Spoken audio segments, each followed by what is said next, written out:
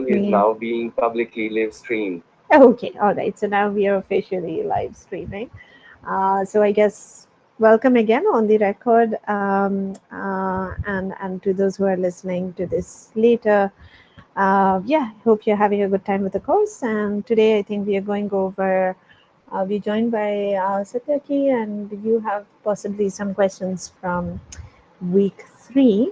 Um, and this is what week 3 was about, reductions, wasn't it? Yes, ma'am. It started with the P, NP, all those fundas, and then we moved on to reductions. Mm-hmm. Mm-hmm. So, what's your question about? Reductions are like one of my favorite topics to talk about. So, hopefully, I'll be able to answer your questions. Let me know. Oh, yes, ma'am. So, ma'am, like my first question is like through and through something that you did in the lectures. I was a bit stuck at the middle, and the second one Mhm. is more of a conceptual one. So, Okay. the first one is, ma'am, like when you reduced the three sat problem Yeah. to the maximum independent set problem. So, ma'am, if it is not too time consuming, ma'am, could you like just do it using one three sat example, like probably a bunch of clauses, if that is okay. Yeah. Yeah. Absolutely. Yeah. I think it should be very doable. So, yeah. So let's take, like you were saying, let's take a formula phi on some number of variables. I don't know if, yeah, I don't know if you want to give me a specific formula that you want to try. Uh, No, ma'am, it's totally up to you. okay, all right. So,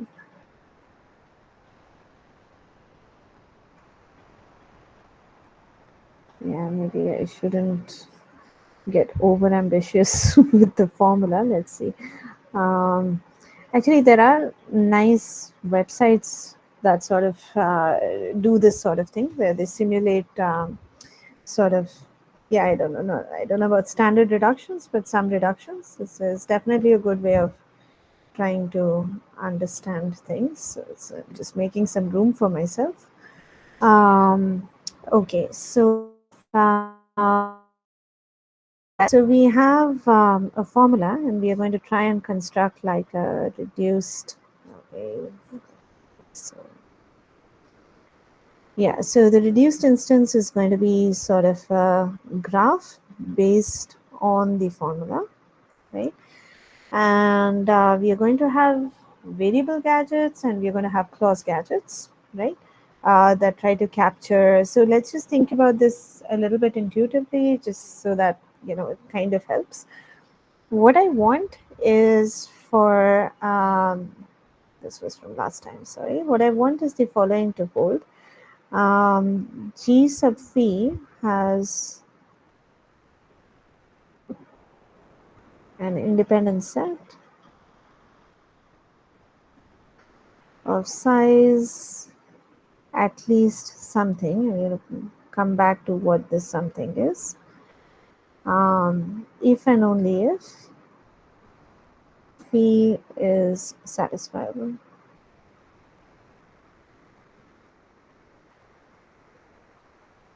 right? So somehow I want to say something like, so to begin with, for instance, a natural thing to do is we have here 5 variables, so I can introduce vertices v1, v1 prime, v2. Okay, so I'm saying bar. Yes, okay. What I'm doing here is, I think, like will feel, I mean, once you have enough practice with reductions, this sort of a construction will feel like a really intuitive sort of a first step. But when you're starting out, it may feel a bit mysterious, or it may feel like, how would somebody think of this? But anyway, right now, notice that the graph that we have built so far, just this graph, what is the maximum independent set of this, just this graph that we have built so far? Um, It could be five, I guess. exactly. It would be 5, because from every edge we get to pick only one. So, so you can take your pick, but you can't pick. You certainly cannot have more than 5 vertices in an independent set, and at the moment, you can pick, any combination. So I actually have not only do I know that the max independent set of this graph is has size 5, I also know that there are 32 independent sets in this graph of size 5. Every choice, like I can pick one of V1 or V1 bar, one of V2 or V2 bar, and so on. So I have two choices, they multiply, and I have 32 independent sets of size 5. Now, notice that each of these independent sets naturally encodes an assignment. Each of these independent sets is whatever this means, naturally encoding an assignment, and we can set our own conventions. So I'm going to say that if Vi belongs to my independent set, then I'm going to set Xi to true. And if Vi bar is in my independent set, I'm going to set Xi to false. So an independent set, like if I pick this independent set, it means that I'm setting associated with this independent set is the following truth assignment to 5 variables. 5 variables because this construction currently has a matching on 5 vertices. So x1 is set to true, x2 is set to false, x3 is set to true, x4 is set to false, and x5 is set to true. So this is what's going on so far. And yeah, so I guess are you with me so far? Like this graph isn't doing very much so far. It's not captured the constraints in the formula phi, but I've looked at phi. I see that there are 5 variables, and I've constructed a graph where every maximum independent set corresponds to a truth assignment of the variables. So Right, so far ma'am. so good. Right, ma'am. Okay, great. So now I want that only those independent sets should survive which actually correspond to satisfying assignments. So this is what I want. So I want to say if some assignment is falsifying a clause, I want that independent set to somehow no longer be an independent set. Okay, so that's my goal, so that I can say that every independent set that I actually have in my graph not only corresponds to an assignment, but it corresponds to a satisfying assignment, because that's really what we care about. So right now it's like completely free for all playground. Every combination, every satisfying assignment corresponds to a permissible independent set, which is a little depressing. We don't want that.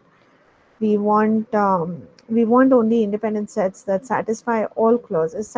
Independent sets whose corresponding assignments satisfy all clauses to actually survive as maximum independent sets. So to that end, what I'm going to do is I'm going to say, okay, let's pick a clause, right? And I want to say, okay, which assignment would I be troubled by? I would be troubled for in the context of the clause C. Uh,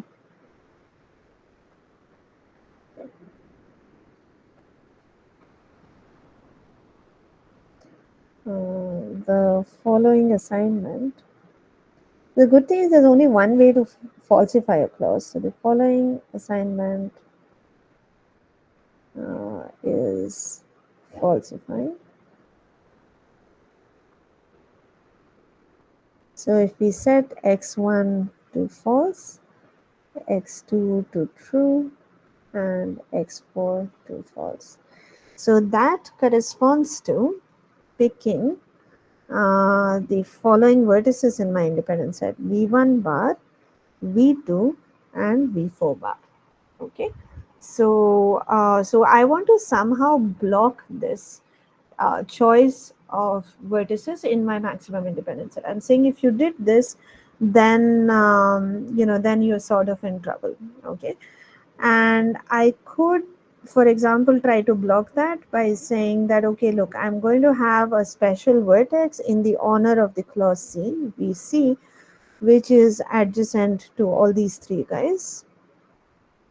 Okay, So if you pick these three fellows, you can no longer pick VC. And I'm going to have one such variable, um, one such vertex for every clause. For every clause. And now there are m clauses. So I will demand an independent set of size m plus n. तो मुझे हर clause vertex को उठाना है, because from this side of the graph, I can get at most n vertices. I already know this. It's a matching of size n. So from a matching of size n, I can only get n independent set vertices. So I have to pick, if I have to get m plus n ka independent set, I have to pick every clause vertex. But then if I pick an assignment that falsifies the clause, then then then I can pick these three, but it'll cost me this fellow. I cannot pick I cannot pick this vertex anymore.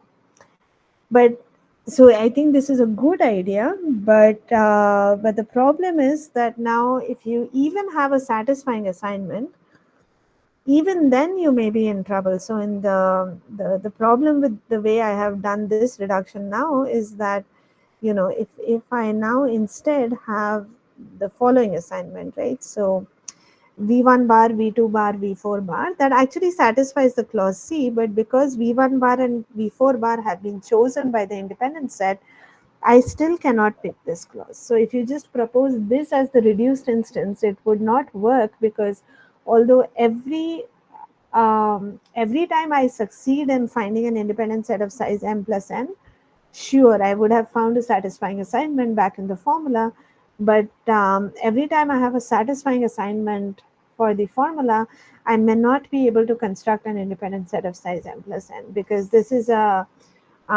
somehow it's an over constrained reduction, if that sort of makes sense. We are trying too hard. Okay, so I'm going to now go on and describe what we actually do. I hope that this is sort of making sense so far. Let me know if I've completely lost you. No, ma'am, it is, ma'am. It's sort of okay. All right. So we're still going to demand a thing of size m plus n, but instead of having a vertex, what I'm going to do is I'm going to have one such gadget for every clause. And this is going to be a slightly nicer thing. What we are going to do is we're going to drop a triangle for this clause C. So let me think of this as the triangle for this clause C. And what I'm going to do is, okay, what was our problematic assignment? It was v1 bar, x2, and sorry, if I set this to false, if I set this to true, and if I set this to false, I'm in trouble. So now from this triangle, I'm going to add the following edges. So I'm going to say this fellow is adjacent to this. This fellow is adjacent to this. And this fellow is adjacent to this. So notice that now if you assign, like if you pick up an independent set that chooses to pick the three blue vertices, then you have completely blocked the triangle. Then the triangle is now out of reach. You cannot pick anything from the triangle now, because v1 bar is blocking, let's say, the vertex A, v2 is blocking the vertex B, and v4 bar is blocking the vertex C. So the triangle is now unavailable. Whereas if you had picked a satisfying assignment, which had picked v4 instead, let's say something like this, then I could have picked either A um, or C. Like both of those would have been possibilities for me. I can, if this picture is not clear, I can just make another copy of it and try and show this a little more clearly. So instead of the blue assignment from before, let's say we have this purple assignment, which now, okay, it falsifies x2 bar, but it satisfies x1 and x4.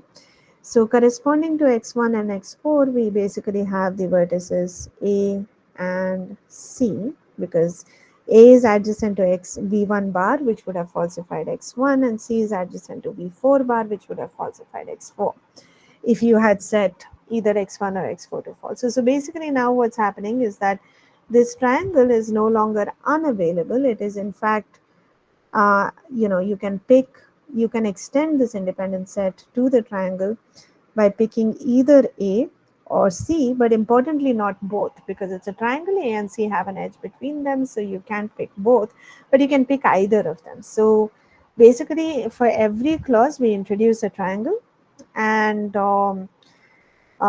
if you have a satisfying assignment, there'll be at least one vertex in every triangle that you can actually pick. If you don't have a satisfying assignment, then any assignment you have is going to falsify at least one clause, and whatever clause is falsified, that clause is going to have, like, it will stop you from reaching this goal of m plus n. Will become a bit unreachable because there's some triangle which says, look, I'm fully blocked on all sides, I cannot give you even one vertex, right? So m plus n will no longer be reachable. Now, since you said that you want to do like a complete construction, let me try and complete this construction, and that'll take me a couple of minutes. So if you have any questions in the meantime, let me know.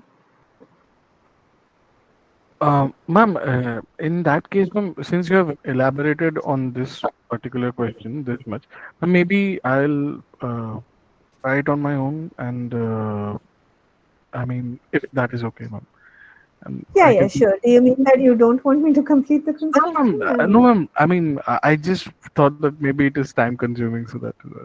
yeah, yeah, this actually shouldn't take too long, but hopefully the main sort of ideas were clear. Yes, Yeah, but yeah, you should feel free to take your time, and it's not.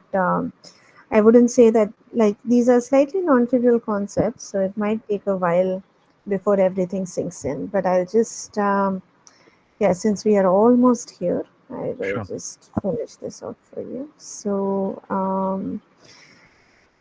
yeah, so if I have to think in terms of the clause C prime, I do have to think about what is the assignment that will destroy C prime. So if I set x3 to true, x2 to false, and x5 to false, that would be a problem. And so I want that problematic thing to block out x, y, z. So,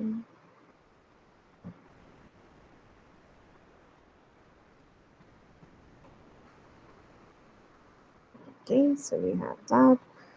And now, what about C double prime? C double prime is going to be C double prime is going to be set x5, set x5 to true, set x1 to true, and set x3 to false. That will get you in trouble. So let's add those edges. Actually, maybe it'll look a bit nicer if I move things around. Sorry. Mm,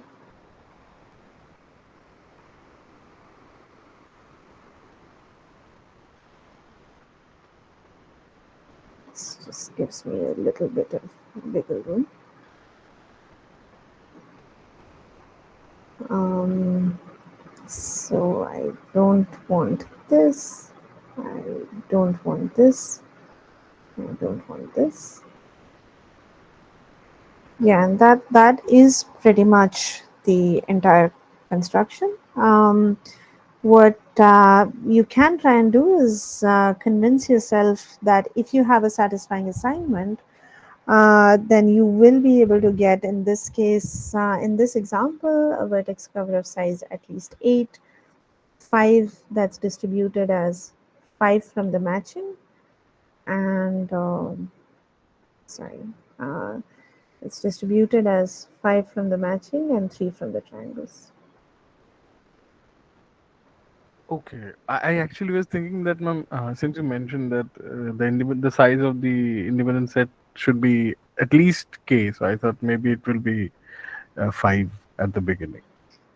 Right, right. So in the beginning, when we were just partially building up, I said कि हाँ यहाँ से 5 मिलेंगे, but Right. then we now to enforce the satisfying Mm. assignment part of it, right? Right, We ma'am. have thrown in some extra what are called clause gadgets, right? Right, ma'am. So yeah, so let's actually, yeah, I don't know. We could also just try this. So I guess if I set x1 to true, um, I set x1 to true, x2 to true, and x3 to true. I satisfy everything. So x1, x2, x3. The others actually I can set as I please. It doesn't matter. So maybe I'll set both of them to false. So now because x1 is set to true, from the ABC triangle, I can pick A. C prime by x2 is set to true. So from the XYZ triangle, I can pick, I can, okay. V2 prime is connected to Y. So I can pick Y because Y is not blocked. Y is not blocked by V2. And from the PQR triangle, I can pick whoever is connected to V3 bar. So that's Q. And you can confirm that this is indeed an independent set of size 8. And in the other direction, which is usually a little more interesting, you want to say that if there is an independent set of size 8, maximum 5 मिलेगा matching से, so बाकी 3 you have to get it from the triangles. From every triangle you can get only one. So each triangle must have contributed one vertex to the independent set. So now look at what you picked from the matching. Whatever you pick from the matching naturally corresponds to an assignment. But now we want to argue that this is not just any assignment, it's actually a satisfying assignment. Why is it a satisfying assignment? Suppose not, suppose it falsifies some clause. So us clause ke liye to we would have made some triangle. So go to the triangle that we made for that clause and ask yourself which vertex did, every triangle must have contributed some vertex to the independent set. So this triangle, which vertex did it contribute? Whatever vertex it contributed, it must have been that that vertex is somehow witnessing why this clause is not falsified. So basically you can get a contradiction. So I think if you, yeah, I mean, I think if you sit down with this for a few minutes, it should eventually be clear. Okay. Yes, ma'am. Surely, surely, surely, ma'am. Yeah, but Thank you since for the you, yeah, yeah, okay, yeah, hopefully this complete example is actually useful somehow. Yeah. Yes, ma'am. I can actually come back to the video if I'm stuck somewhere. Definitely. Right. Yeah, awesome. All right, great. Ma'am, so you also in the lecture mentioned that while doing this, like while dealing with maximum independent set, you also mentioned that, ma'am, that dance wala scheduling task that it was Yeah. there. You mentioned that. So sorry.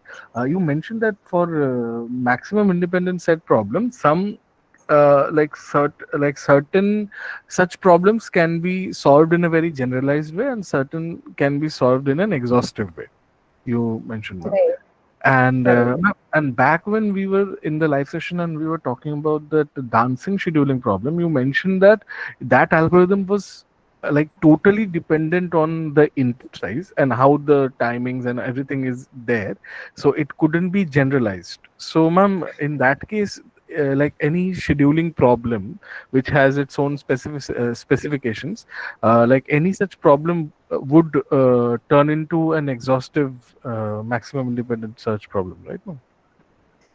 Yeah, so in general, this is just something I do want to highlight. So if you have a problem that you care about and you're trying to reduce it to something, you should reduce it to a problem that you know how to solve. Okay, because otherwise there's no benefit of this reduction. Okay, Right, so there's better be a problem for which uh, we have an efficient algorithm, right? So we right, have an efficient algorithm. So it may seem a bit funny that, oh, we are taking the dance class scheduling problem that we really care about, we want to solve it, but how come we are reducing it to max independent set? Because we just show that max independent set is NP complete. So in general, such a reduction would not be useful. And indeed, in general, if you take some problem and reduce it to max independent set, that would not be a very smart thing to do. But this is maximum independent set restricted to something called interval graphs. So this is not just some arbitrary graph, it's a graph that is produced from the scheduling problem. And therefore, the graph itself has some additional structural properties because of which we are able to solve it using a greedy algorithm or whatever. So this reduction does not in general produce an interval graph. So it's like you're basically saying that okay, there's the class of all independent set instances within which there's a subclass of instances which are somehow simple. Let's say independent set on a path, right? So if you had to solve an independent set problem but the input graph was a path, then you straight away know that the maximum independent set size is like half the number of vertices or something. So you really, it's an easy input, you just got lucky, right? So it's like saying, for example, in general, finding factors of a large number is a pain. Okay, I mean, we don't officially know how hard this is, so I'm just going to say it's a pain. If I give you a big number and I ask you to factor it, the security of crypto systems that protect your credit card transactions depend on the fact that like arbitrarily large numbers are really difficult to factor. But suppose I give you a huge number but it ends in a zero, right? Then at least you know it's not prime by just looking at it, right? Or it ends in a 2 or something. So Right. although in general factoring is very difficult, okay, if I give you a stupid instance for which you somehow know it ends with a 5 or 2 or 0, then even without bothering about things, you know that okay, this is at least not a prime and I know at least one factor. So if that's all you care about, then you're immediately done. So although a problem can be hard in general, there may be special instances of it that are very easy to solve just because they have some special structure in them.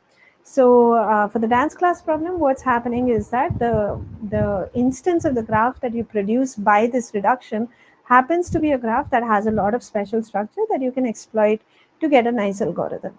As to your question of like, does any scheduling problem reduce this nicely? I mean, I think it's like the question's a bit case by case. So once you have a specific, like for example, there are timetabling problems where if you actually look at a timetable schedule, like you have some k rooms, you have capacities, you have so it's like a classic max flow sort of a thing. But there are ways in which you can make, like, let's say, a tournament scheduling problem where you have, depends on what your constraints are. You want every team to meet every other team like 3 times, but you don't want two teams to have back to back matches. Like, you can come up with all kinds of weird constraints, and then then at some point the problem may actually become hard. So I don't want to make a bold claim like any scheduling problem can be easily reduced to a easy version of maximum independence set. But the specific problem that we saw, which was the dance class scheduling problem, for that is indeed true. It reduces to what is called maximum independence set on a class of graphs called interval graphs, and there we know independence set to be attractable. There we know that there's enough structure that we can exploit, and in fact that is the greedy algorithm that you saw. Okay. Right. Understood. Understood. Okay, great. So, ma'am, this was the first question, ma'am, and the second one is a bit Yeah. conceptual. So, ma'am, you like, I mean, anyone who comes, like anyone who's interested in computer science would, like you mentioned, you had mentioned P and NP. So, most of us have some idea about P and NP. But, ma'am, then you mentioned co-NP, which is something that this was the first time I came across, and, ma'am, like, and at that particular point, I was a little bit confused. So, ma'am, like, do correct me if I'm wrong. I just want to like say it out loud, like what I have understood, that NP. So NP problems are like, suppose ma'am, like they are like really hard puzzles, which can take a very long time to solve. But once they are solved, they can be verified if they are correct. If it is correctly solved, they can be verified, right, ma'am? Right. And co-NP would be something that like there is no solution to it, and we can actually like prove that there is no solution to it, right? Right. So this proving part is a bit tricky because it depends on what you mean by saying that you can prove that there's no solution. In some sense, I think the spirit of it is correct. What you're saying is that have a no instances of the problem have a short certificate. That's essentially what we are saying. So suppose yeah, again, I think yeah, if we just do maybe a sort of an analogy, it would be maybe helpful. So suppose I want to convince you um, that in my class there is, I guess there is somebody who has scored more than 90, right? So that is something that, like, let's say I have a class of like 350 people and I want to convince you that somebody has scored at least 90. That I can do efficiently. By efficiently I mean, okay, it may take me a lot of time to search for the person who has scored more than 90, but once I know the answer, for you verifying it is very trivial, because you just have to double check that. I'll say that in this spreadsheet, go to row number 43, that person has scored at least 90, so you can just go there, you just ping one location in the spreadsheet and you can confirm if I'm telling the truth or not. But suppose I want to convince you that, this was not a very good class, nobody scored more than 70. Now I cannot pinpoint just one location in the spreadsheet or some small, like 3 4 locations in the spreadsheet to convince you of this. To truly convince you that nobody crossed 70, you will have to go through the entire spreadsheet. There's no other choice, right? Does that make sense? Yes, ma'am. Does it does it does. Hmm. So Right. the problem of verifying us. So yeah, so the thing is, if I want to convince you of the opposite fact, that nobody has crossed 70, then I really have to. So there are some techniques, randomized techniques, for example, where you might say that, okay, suppose I randomly pick half the locations in the spreadsheet and none of them are more than 70, then maybe there is, with some probability, I believe that you're telling me the truth. But if you want a deterministic verification, then if you leave out even one cell in the spreadsheet, it's possible that that was the one that had a score more than 70 and I fooled you by showing you everything else. So, like, basically there's no short certificate for validating a solution for problems in CoNP. I mean, again, the thing is, yeah, I mean, the abstract definitions, like, for instance, one exercise is to appreciate why P lies in the intersection of NP and co-NP. And, like, there are these small, small exercises that you can do to convince yourself to sanity check that the definitions, the legal, formal definitions sort of make sense. But if you want sort of a more professional example, you can think of, like, the complement of the Hamiltonian path problem, where, let's say, the Hamiltonian path problem, the yes instances are all those graphs which have a Hamiltonian path, and the no instances are all those graphs which don't have a Hamiltonian path, which is a path that visits every vertex exactly once. Now, now the Hamiltonian ham bar. Okay, this is a new problem where the yes instances are those graphs where there is no Hamiltonian path. It's the complement problem, and the no instances are those graphs which have a Hamiltonian path. So it is the opposite problem. And now, how do I convince you that this graph does not have a Hamiltonian path? This intuitively seems very difficult to do. If I have to convince you that it has a Hamiltonian path, I can just give you a sequence of n vertices, and you can just go through that sequence in polynomial time and just verify that for every pair of consecutive vertices, there's an edge between them. But if I have to convince you that there is no Hamiltonian path, there is, again, it seems like if there is even one sequence that I miss, then that might have been the sequence which is the Hamiltonian path. So it seems like, intuitively, it feels like you have to sort of enumerate everything to be able to even confirm that this is a yes instance of ham bar, which is the complement problem. But yeah, I mean, there's this I remember thinking that once I had this Amazon uh, product that I had an issue with, which the issue was that the product was not delivered. So I called Amazon customer support saying that the item is marked as delivered, but the delivery boy never came. The item was never delivered. The customer support is like, can you send me proof that it was not delivered? Okay. And how do I, so if it's a damaged item, if it's a broken item, or if the item came in the wrong color, then I can take a picture and I can tell them that, look, it was a broken item or whatever.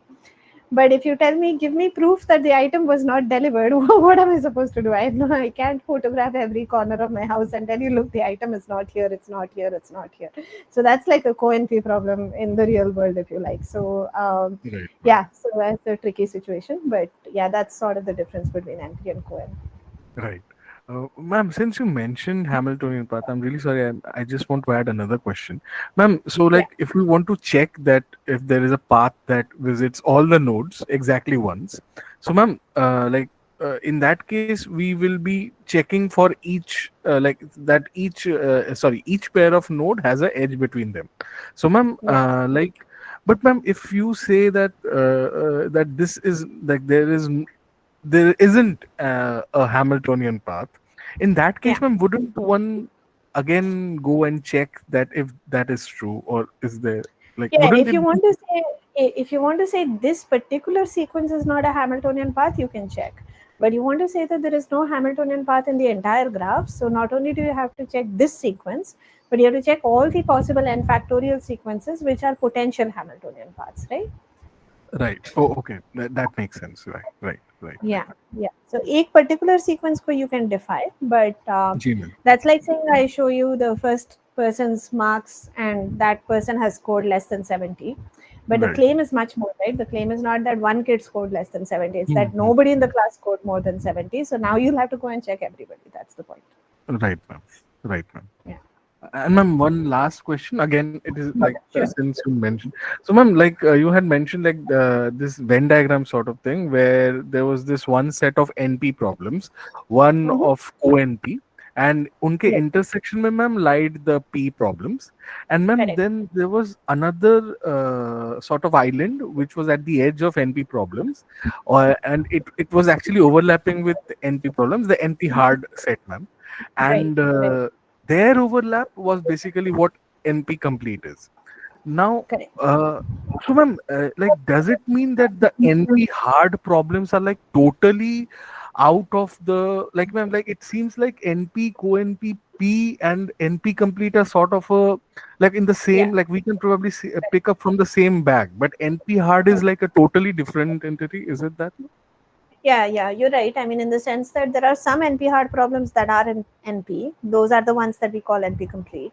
But there are many, many NP hard problems that are outside of NP. So basically, NP hard is captures this notion of the hardest problem for the class NP and beyond. So in some sense, you may not even you the problem may be so hard that it doesn't even belong to NP, and every problem in NP reduces to it. So maybe what I can do is I don't have one off the top of my head, but maybe either next time or on the forums, what I can do is I can try to pull out some examples of problems where you can sort of see that they're not in NP, either conditionally or unconditionally, but you can see that they don't belong to NP, but they are NP hard in the sense that every problem in NP reduces to them.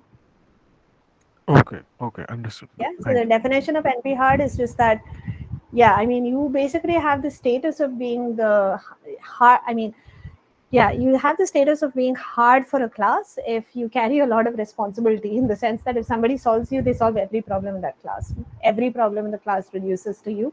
So if you are solved, that entire class is solved. So in some sense, you are, yeah. So think of these as sort of some special problems relative to that class. So this is, yeah.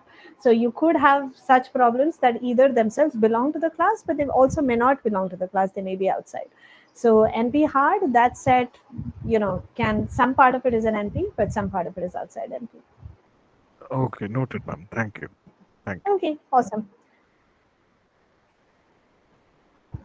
All right. So yeah, I hope that was yeah, it was useful. Thanks so much for all the interesting questions and for engaging over a live session. I appreciate your being here in real time. If there's anything else, happy to talk about it. Otherwise, probably see you. I don't know, approximately a week from now. I guess you have your first quiz in a couple of weeks, right? Yes, ma'am. Yes, ma'am. Okay, all right. Yeah, so I think we should definitely do a live session where we just do some last minute revision or something together, and we'll try to announce that well in advance. I have been in the middle of a lot of unexpected sort of travel and such, so that's why we had to put a bit of a hiatus on the live sessions, but I'm looking forward to picking them back up and doing them more regularly from now onwards. Okay. Surely, ma'am. Surely. Okay, all right. So thanks so much, and then good night for now. See you next time. Okay. Thank you, ma'am. Thank you. All right. Thank you. Bye bye.